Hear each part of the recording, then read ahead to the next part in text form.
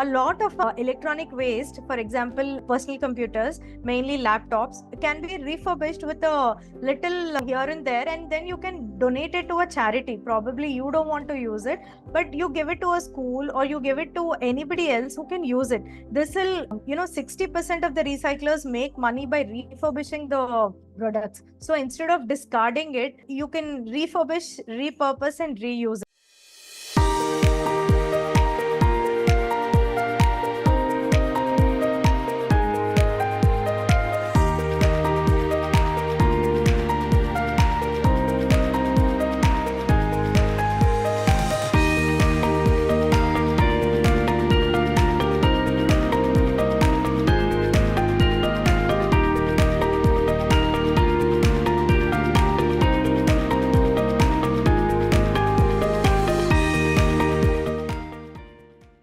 If I have to dwell deeper, what do each of these chemicals or the constituents actually have an effect on?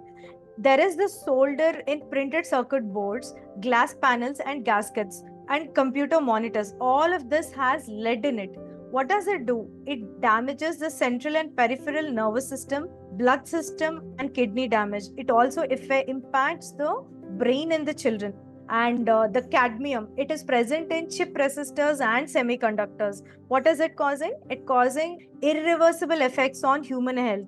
For example, it's getting accumulated in kidney and liver, and it is also causing neural damage, especially for kids below 12 years of age. And there's mercury. Mercury is one of the dangerous metals, and if it is used beyond a permitted concentration, it is causing damage to the brain. And it is heavily used in relays. It is also used in printed switchboards. And chromium. Chromium is used in galvanized steel plates, hardener for steel housing, and it causes bronchitis. It also has brominated flame retardants. These disrupt the endocrine systems. And the plastics and PVCs, we know it is reproductive disorders are on a surge these days. A lot of IVF centers are coming up like mushrooming across the city, not just in the metros, but also in tier 2 and tier 3 towns. Why is it happening? It is because of the impact of plastics and PVCs that is present. It produces dioxins, and it is disrupting the reproductive and causing developmental disorders. The barium, phosphorus, and heavy metals, which is present in the front panels of cathode ray tubes, is causing muscle weakness. It's damaging the heart, liver, and also spleen. Well, copper. Copper is present in copper wires, printed circuit board tracks, and it's creating stomach cramps, nausea, Wilson's disease, and so many other things. And nickel. Nickel cadmium batteries are also picking up these days. They're one of the trending things right now, and they're causing allergy to the skin. It's resulting in a lot of asthma cases as well. And lithium ion batteries, again, this is one of the most dangerous things. Lithium is one material that can be recycled. However, because of our negligence, it's entering the landfill and it is making its way, it is leaching into the groundwater, it is leaching into the regular water streams and is impacting the breast milk. Breast milk is supposed to be packed with nutrients. It's the power punch of that's the best food that can be given to a baby. And now breast milk has lithium, and it is also causing lung edema. Well, there is a lot of, lots of research that has gone into it. The amount of harm that the e-waste is causing in the current and the future generations is just unimaginable. So this is one kind of waste that we can very well tackle it. It's just some consciousness that has to come into us to help us tackle the e-waste. It is very much doable. Did you know 1 ton of mobile phones can produce 130 kilograms of copper, 3.5 kilograms of silver, and 0.14 kg of palladium and 0.35 kilograms of gold? If you think 1 ton of mobile phones can produce so many valuable, crucial metals, they're all called critical elements. Without this, most of your electronics or your medical equipment, all this can't be built. If you think this is a rich source of extracting all these metals, why would you think of clearing forests, ripping apart the planet and extracting an ore, opting for virgin ores and extracting the metals? So this is one strong reason why you should definitely collect all your e-waste and not hoard it at your homes, but give it to a proper recycler. And again, this is an interesting fact. The amount of gold recovered from 1 ton of e-waste from personal computers is more than that recovered from 17 tons of gold. So that's what I'm saying. 1 ton of e-waste is much richer than 1 ton of virgin gold ore. Also, once the metals are used in any electronic equipment, it is said that the efficiency of the metals is much higher when you reuse them.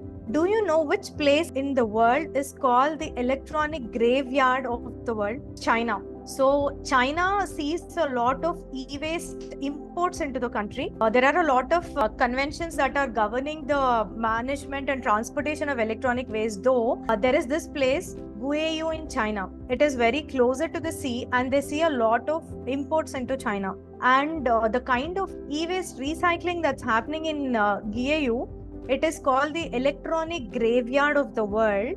Graveyard because it employs all kinds of unscientific methods of extraction, unscientific methods of processing the waste. They use acids, they use smelting, they use acids to dissolve the precious metals, and in fact improper burning. There are no incinerators, they just burnt in open, and the kind of toxins that are being produced, you can see a lot of bone cancers and lung cancers in that city of Guiyou. And the surrounding sea and the surrounding water bodies are full of mercury. You know, you can see hordes of fish dying in the lakes, and the people who consume the marine food are also subject to a lot of endemic diseases. You know, there are kids and there are a lot of women and there are youth who are employed in dissolving, electronic waste unscientifically, and this is creating not just environmental hazard but also health hazard. They just get like 15 or 20 rupees per segregating 1 kilogram of e-waste, and the kind of health burden that they're absorbing by for working in such dump yards is really heartening to see. So every time you buy a gadget, you imagine they look very fancy in your homes, that's fine, but the end of its life cycle, where do these electronic waste actually enter? Where do they end up? They actually end up in a landfill. What can we do to tackle e-waste? See, e-waste is just 2.7% of electronic waste amongst all the kinds of waste that is produced globally, but it is creating hell lot of health issues and environmental hazards. So what can we do? You can reduce, you lower the consumption of electronic gadgets. For example, opt for one gadget that can do multiple things for you. You want a music player, you want to buy a separate music player. You want a watch that tracks your steps, you will buy another gadget for it. Rather, buy something that will have all these features. I am not saying just give away your electronic gadgets or do not buy anything new. But while you buy, please be a conscious consumer. Please make conscious decisions. It's very attractive, it's very lucrative if you walk into a nice electronic store and you get tempted with so many offers in there. You get tempted with the kind of new things that have come up with. But please think if you really need them, and if there is one gadget that can do the function of many gadgets, please opt for one such gadget. Also, use the same thing again and again for multiple purposes. And if a certain electronic appliance is not in use, please turn off the power source, because it will increase the durability of the particular item. A lot of electronic waste, for example personal computers, mainly laptops, can be refurbished with a little here and there, and then you can donate it to a charity. Probably you don't want to use it, but you give it to a school or you give it to anybody else who can use it. This will 60% of the recyclers make money by refurbishing the products. So instead of discarding it, you can refurbish, repurpose and reuse it. If e-waste is a problem that is so grave, and if you and I can collectively contribute to lessening the effect of e-waste, we can begin with simple initiatives. For example, I have named my initiatives as PLEASE. P stands for knowing a product's life cycle. If you think a product's life cycle is not that great, do not opt for it. Do not buy a product whose product life cycle is very less. Please do a little research. Please talk. Please get to know about the product. It's not just about money. To know where you're investing. If you think your product's life cycle is not very long, please do not opt for such a product. and move from compulsiveness to consciousness. Please set targets on or limit yourself onto using the number of electronic gadgets that you have at your home. For example, you might be having a watch, you might be having a music player, you might be having a phone, a tablet, a computer, a laptop, so many other things. Just do not buy compulsively. Once you enter a store, they're very attractively packaged, and they're very the display and all is very attractive, but please don't just get carried away. Take a moment, think. If you really need it, only then you buy it.